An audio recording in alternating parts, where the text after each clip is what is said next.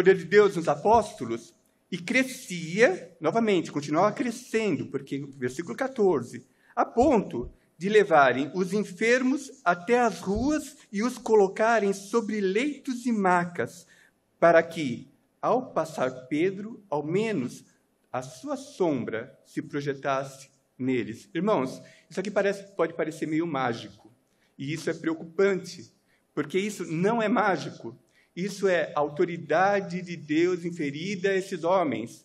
É o poder de Deus, nós estamos lidando com o poder de Deus e não como um gênio da lâmpada, não é isso, existem razões para isso acontecer. E Lucas, preocupado com isso, ele usa essa palavra, sombra, com o mesmo vernáculo que ele usa em 2 outros textos. E esses 2 outros textos são importantes para a gente entender o que está acontecendo, que não é um momento de mágica, não é isso. Sombra, epischiazo, parece mais italiano, né? Mas eu não sei nem falar nenhuma coisa nem a outra. Ok, sombra. Descerá sobre ti o Espírito Santo e o poder do Espírito te envolverá na sua sombra. É Deus, é o anjo falando a Maria. O Espírito Santo te envolverá com a sua sombra. É a mesma palavra. É outro tipo de sombra. É uma sombra divina. É uma sombra que concedeu a Maria a condição de ser portadora do Redentor, do nosso Salvador, o Senhor Jesus Cristo.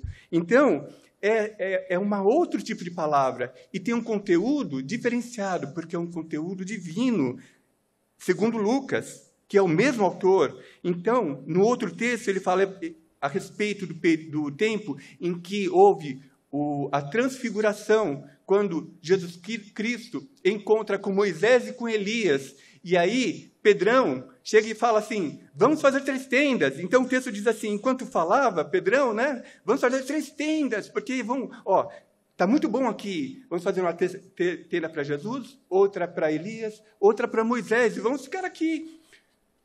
Deus envolveu aquele lugar com uma sombra, com uma nuvem. Essa nuvem é a mesma palavra, é a sombra, e os envolveu. E o quê?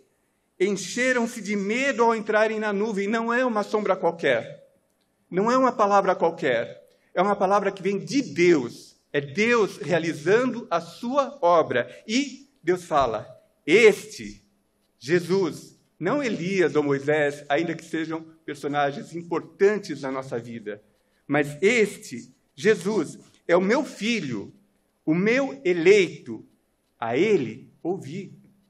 Então, nós não estamos falando de uma mágica, de uma magia, nós estamos falando do poder de Deus, e diante do poder de Deus, nós precisamos ter reverência. E é isso que nós precisamos aprender com esse texto que Lucas nos apresenta no livro de Atos.